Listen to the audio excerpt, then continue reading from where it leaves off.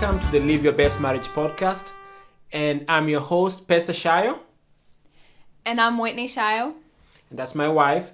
And you can always find me at Pesa Shayo on Twitter. And I'm at Whitney Shayo. And at the Live Your Best Marriage podcast, we always believe that every marriage has a chance to be awesome and to be fulfilling. Every marriage has a chance to be awesome and fulfilling. So that's why we always come here every Friday to give you tips and pointers to be able to make your marriage awesome and fulfilling. Mm-hmm. Yep. And we know how it is. We've been married for 11 years and we have 3 children. So we know, we get the struggle, but we also believe that everybody has a chance to make it. And we want to encourage you to just keep going. Because every day in most media establishment, what you will hear is how your marriage will not work, how everything is all the deck is stacked up against your marriage. But we are here to tell you that it's possible to make it work. There's a lot of work to do, but we also believe that it takes the same amount of work to get a mediocre marriage as it is to get an awesome and fulfilling marriage. All you need is work, and the difference is where you direct your energy and your effort. Mm-hmm. Yeah, that's true. And also, the thing is, it's not about being incompatible or trying to find that perfect match. It's what he just said. It's all about the effort that you put in it. It's all about the work that goes into the marriage. Yes, the work towards staying together, not the work towards being apart. And even when you're having some conflict, how do you go through the conflict? Do you go through it in a way that, hey, that leaves both of you in a worse situation than when you started? Or you're going through conflict in a way that you will be more stronger after you get done with the conflict? Mm-hmm. Yeah. Do your disagreements bring you guys closer together at the end or further apart? Because we should always find ways to build each other, bring each other together, and strengthen our marriage. Mm-hmm. Yeah, and I know one of the hardest parts for me is actually remembering that we're on the same team. Yes, we are on the same team. And sometimes when you look at it like, oh man, my spouse is really giving me a hard time. But if you can always remember that we are on the same team, we are in this together, there's always going to be some disagreements here and there, but we are on the same team. And because we're on the same team, although sometimes it doesn't feel like we're on the same team. Yeah, when you're having those moments when you're like, okay, seriously, did he really just say that? It's like, right now I can remember we're on the same team, but when that's happening, it's a little bit harder. And so the thing is, actually some of these habits, if you can groove them into your marriage psyche, that you are on the same team when everything is going well, you are more likely to remember them when things are not going well, compared to when you're in crisis and there's a lot of drama. That's when you're trying to learn these habits. It will be pretty hard to do that. So we are Live Your Best Marriage podcast, and we totally believe that every marriage has a chance to be awesome and also to be fulfilling. So mm-hmm. Yeah, and that's actually one thing that has really helped us over the years. And I think that's probably one thing that has helped us even stay together in the last year is we changed our attitude. We changed the way we view marriage. And we would always have those thoughts like, in the back of our mind during a disagreement. It's like, oh, well, actually there is no perfect spouse out there. There is no perfect marriage. And so it's not like if I leave this one, then I'm going to go and live happily ever after with someone else. No, we had to learn the hard way. We just had to learn. We had to get it through our head that, you you'll have the same problems with anyone else. So you might as well just work it out with, you might as well just fix what you already have. Yes, you might as well fix what you have, because even if you go somewhere else, you will have to start over. And remember, this is you're also gonna go ahead and deal with another human being with their issues and your issues. So some of the same problems will still come up, because that's where you are having issues. So you will just transfer your problems from one person to the other, but you will still have to deal with that. So again, we are here to show you that it's possible to have a great, awesome marriage. Yeah, and you actually had a friend who had a midlife crisis, and he was in his mid 40s, and he had an affair. And Yes. then, but when he went to counseling with his wife, the counselor gave him some pretty helpful information that he wished he had before. He explained that he wished if the counselor had told him this sooner, he wouldn't have even cheated in the first place. He said that when he and his wife were having issues, he met someone else, and then after that whole thing was over, it took a long time for the relationship with his children to heal.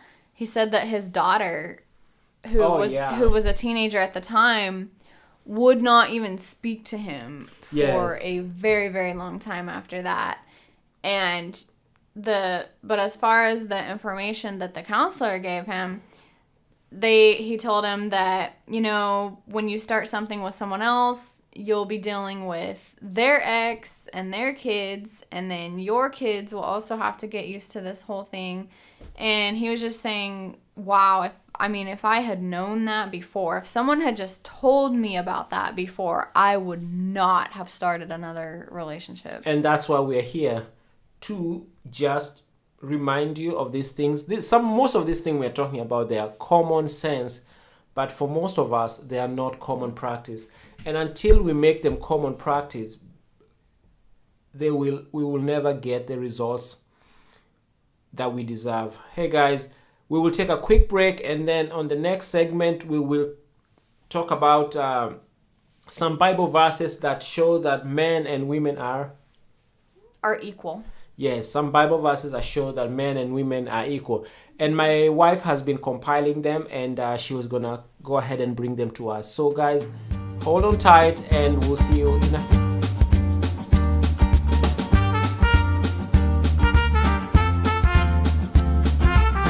Guys, we're back. Welcome to the Live Your Best Marriage podcast. And again, I'm your host, Pesa Shayo.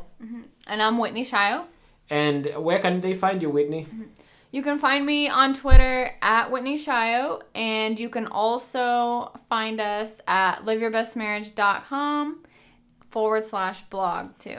Yes, and you can always find me at Pesa Shayo on Twitter. And again, we are always very thankful for everybody who has been supporting our ministry, as we are trying to reach out to a lot of folks to remind them that their marriage has a chance to be awesome and fulfilling.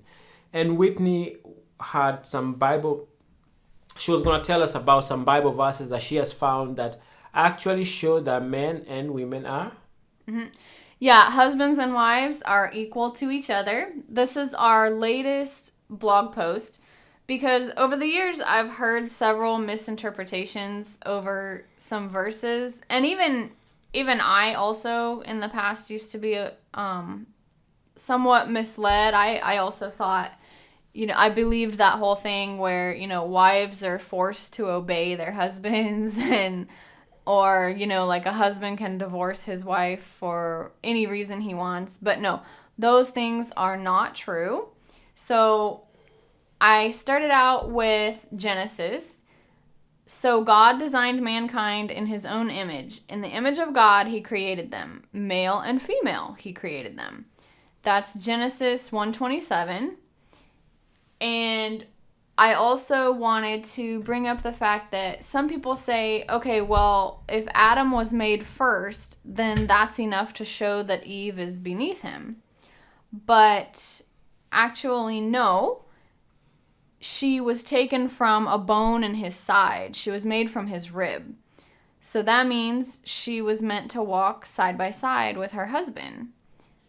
So, but if God had intended her to be beneath him, he would have created her from a bone in his, what do you think? Feet. Yeah, in his feet. And, or if she was meant to control him, then she would have been taken from a bone in his Feet. in his head. No. Yeah. So yeah. I know. It sounds weird at first, but no. Also, another verse is the wife does not have authority over her own body, but yields it to her husband. In the same way, the husband does not have authority over his own body, but yields it to his wife. That's 1 Corinthians 7:4. Yeah. Can you explain us a lot about? Yeah. So I was hoping you would explain that one for us, because you're just so... Yes. And actually, it's pretty self-explanatory. Mm-hmm. Yes. A husband has no authority over his own body. And the wife has no authority over her own. So that shows... pretty much equal. They're pretty much equal. And they should work together. Mm-hmm. Yeah, they're both being equally instructed to love one another the same and put each other's needs ahead of their own. And then the most obvious one is they're supposed to fulfill one another's sexual needs as well. Yes. So it's not that old, oh, the wife has to obey. Oh, no, it's not like that. And then another one was the one, wives, submit to your husbands as you do to the Lord, Ephesians 5:22. This verse is basically instructing the wives to be loving and faithful to their husband just as they are to the Lord. And it's the word submit that usually gets taken out of context. But what it means is they are being called by God to allow their husband to be the leader of the family. And still, this does not make her less than him. It just basically puts a greater burden of responsibility on the husband. Yes, on the husband. Yeah. And then the verses following that, there are quite a few of them that are instructing the husband.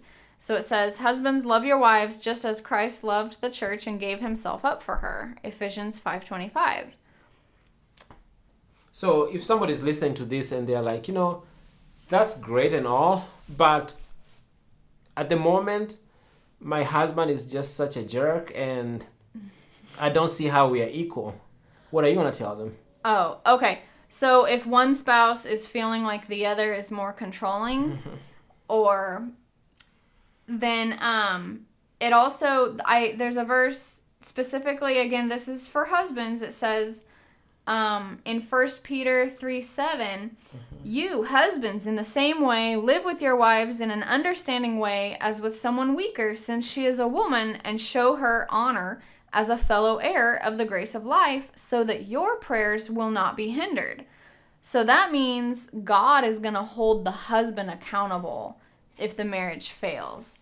And I just want to clarify. Say that again? Yeah. Oh, yeah. The husband will have to answer to God if he screws up his marriage. Whoa. What if he's like, no, this is not my fault? Nope. He's not a victim. So the term weaker is, again, that's not intended to say that the wife is inferior. It just simply means the wife is gentle and he needs to treat her gently. Yeah.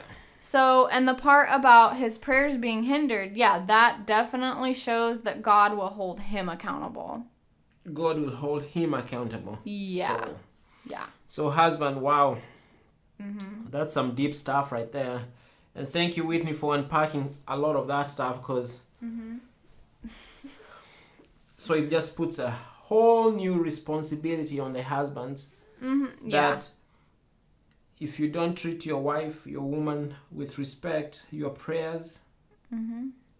Your prayers will be hindered. Oh, Yeah, that's what I man. said. Yeah. So yeah, I mean, honestly, what I if she get doesn't from it. treat you with respect? No, well, she is being instructed to. There are a few verses for that, and if one spouse does not fulfill their obligation, the other one is still supposed to react with love. Both of them are being called to do that. Okay. So React with love. yeah. Folks, that's a lot of stuff right there. Again, we're going to take a quick break and then we will be back for the third and final segment of the Live Your Best Marriage podcast. And again, you can always find us at Pesa Shayo, and I'm at Whitney Shayo. And we will see you in a few.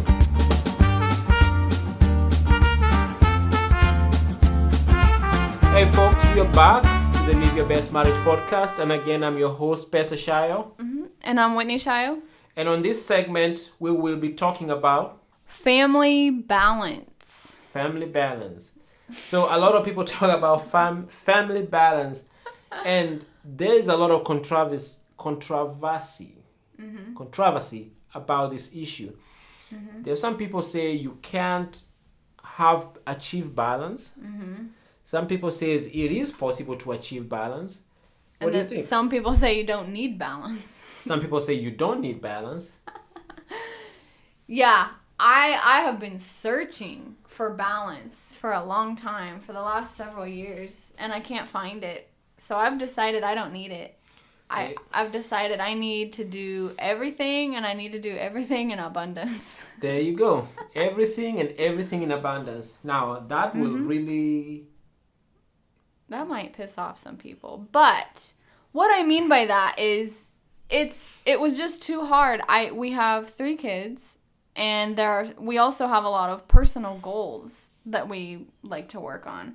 And so I for the longest time, Pesa and I thought like, oh, we have to just choose a few things. But I felt so limited.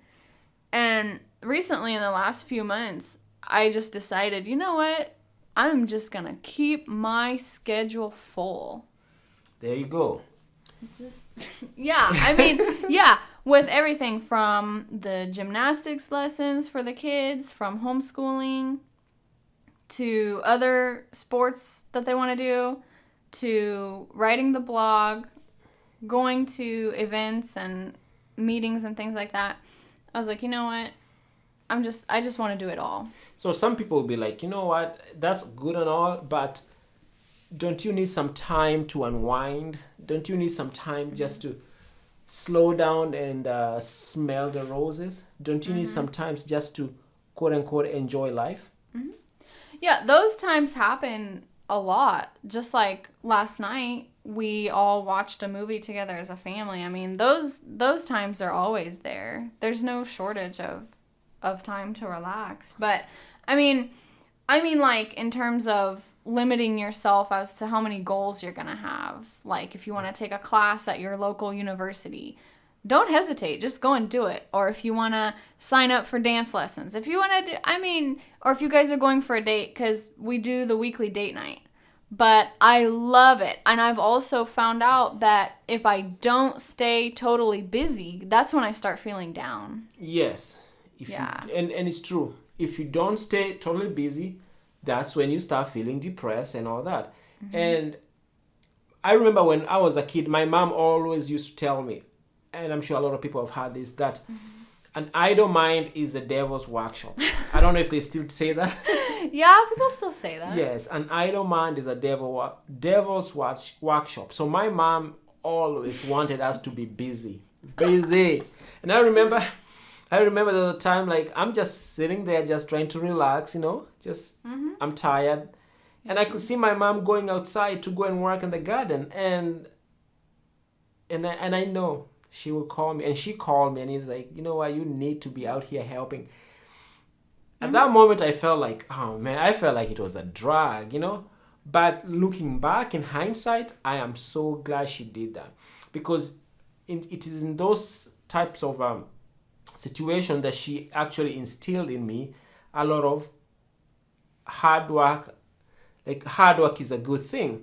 Now, but when we come back to the issue of balance, I honestly believe it's hard to balance everything in your life. There will always be some imbalance that will happen. But you can still be able to do things which are important to your life and be able to accomplish a lot of things if you go ahead and put a lot of action and have fun along the way. So it's I don't see how it's gonna. Yeah, and for all the moms and dads out there, I mean, I mean, if you guys have a perfect balance, let us know. Let us know how you squeeze it all in, or let us know what things you had to cut in order for that to happen. Because one thing that we've realized is it takes teamwork. I mean, just for the dishes and the laundry to get done, sometimes, I mean, we have to work as a team.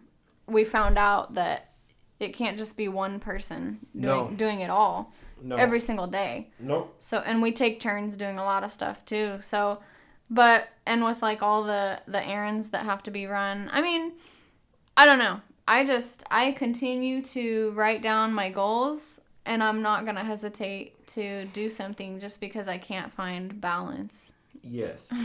But that does not mean you are ignoring your family. That means you are just paying a lot of attention to things which are very important to you. Yeah, and I mean, most goals are family oriented anyway. I mean, if something is going to help you improve yourself, then your family will also benefit from that as well. In extension. Yeah. But you guys can always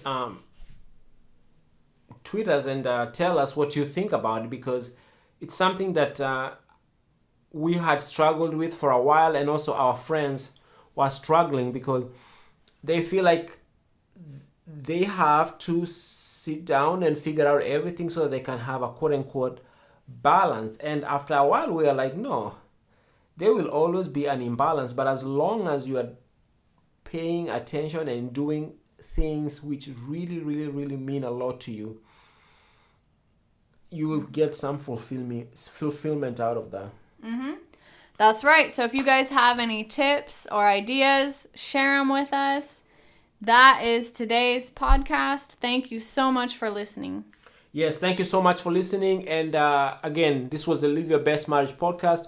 You can always find us at liveyourbestmarriage.com, and you can always find us at liveyourbestmarriage.com. And also, I'm at Pesa Shayo. And I'm at Whitney Shayo. And until next time, bye and God bless.